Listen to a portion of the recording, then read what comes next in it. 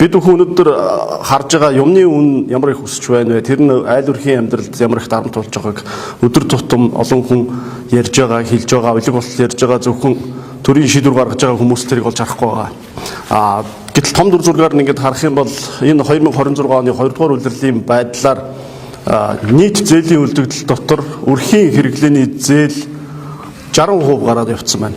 Өөрөөр хэлбэл бүрийг тодорхой тоо хэлэх юм бол банкны зээл 28 их найд, за дээрээс нь банк улсын зээлийг нэмээд тооцох юм бол Монголын нийт айл өрхийн буюу иргэдийн зээлийн дүн 36 орчим их найд төгрөгт хүрсэн байна л да. За яг ингээд нэг хүнд хуваагаад үзэх юм бол Монгол улсын нэг иргэн 10 сая төгрөгийн хэрэглээний зардалтай байна. Монгол улсын нэг айл өрх одоо 35 сая төгрөгийн хэрэглээний зардлын үр төлбөртэй байна гэсэн үг. Тэгээ энэ юу хэлж байгаа юм бэ гэхээр айл өрхүүд шинээр бизнес авж байгаа зээлээс илүүтэйгээр айл өрхүүд хэрэглээний зээл авч байна гэдэг бол Монголын айл өрхүүд Монголын дундаж өрх өнөөдөр амжиргаагаа дийлхэ байсан байна. Өөрөөс өөрийн хооронд амьдардаг энэ байдал улам гүнзгийрж байгаа байна, даамжирж байгаа байна гэдгийг нэг нотлогоо. Тэгээ энэ юунаас болж байгаа юм бэ гэхээр энэ төсвийн бодлого Монгол Улсын эдийн засгийн бодлого өөрөө хяналтаас гарсны нэг том илрэл үр дагавар нь болчиход байгаа юм. Сүүлийн 10 жилийн хугацаанд Монгол Улсын төсвийн нийт зарлага үндсэндээ 5 дахин нэмэгдсэн. 10 жилийн дотор төсвийн зарлага 5 дахин нэмэгдсэн. Нөгөө талд нь айл өрхийн хэрэглээний зээлийн үлдэгдэл бас яг 5 дахин нэмэгдсэн. Тэгэхээр айл өрхийн өр дээр дарга нарын зардал нэмэгдэж байна гэсэн үг.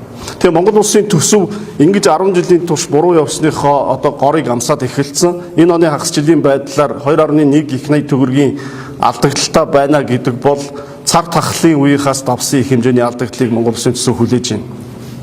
За энэ нөхцөл байдал өнөөдөр гинт бий болоогүй. Нүүрсний үнийн жоохон өсөлтөн дээр бол зогсох юм байна. Тэрийг дагаад төсөв бол байхгүй болох одоо бүрэлдэхгүй байна гэдгийг бол жилийн өмнө мэдчихсэн. Тэгээ мэдсээр байж ийм төсөв нэгдүгээрт баталсан, хоёрдугаарт өнгөрсөн жилийн төсвийнхаа алдагдлыг энэ жилийн төсвийн татварын орлогоо урьдчилж авах байдлаар авсан.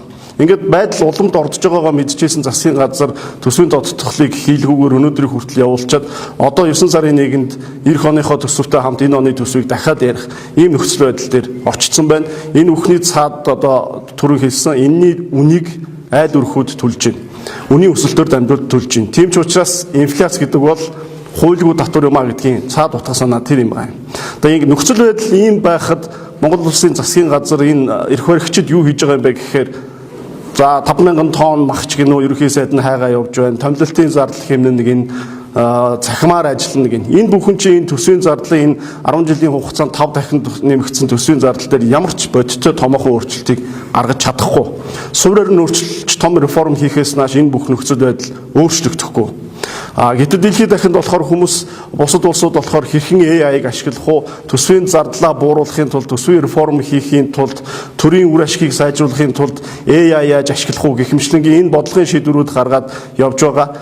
Монгол улсад бол бас засгийн газар ийм бодлогын шийдвэр гаргаад сөрөг хүчин энэ дээр бас санаа бодлоо уралдуулад ярьдаг баймаар байна. Гэтэл одоо бид нар 50000 тонн мах, тэдэн тонн нүүрс, тэдэн тонн шатхуун гэдэг яриатайгаа ингээд яг 10 дахь жилдээ үзэж байна. Тэгээ энийг л бид нар юу гэж хэлээд байгаа юм бэ гэхээр Монгол улс зөвхөн бензиний биш бодлогын хомсолд орчод байна гэж хэлж байгаа юм. Тийм учраас ер нь бол цаашдаа нэг юмыг бид нар анхаар сая амар баясгалан дараах хэллээ. Ардчсан намын хувьд ч гэсэн бас алдаа оноо байгаа. Гэхдээ ямар ч байсан бодлогын нам болох алхам руу тодорхой хэмжээний шийдлүүд хийгээд энэ салбарт энэ чиглэлд ямар бодлого хийх вэ гэдгийг бид нэр судалж ийн, төлөвлөж ийн, тодорхой санаачлагуудыг гаргаж ийн.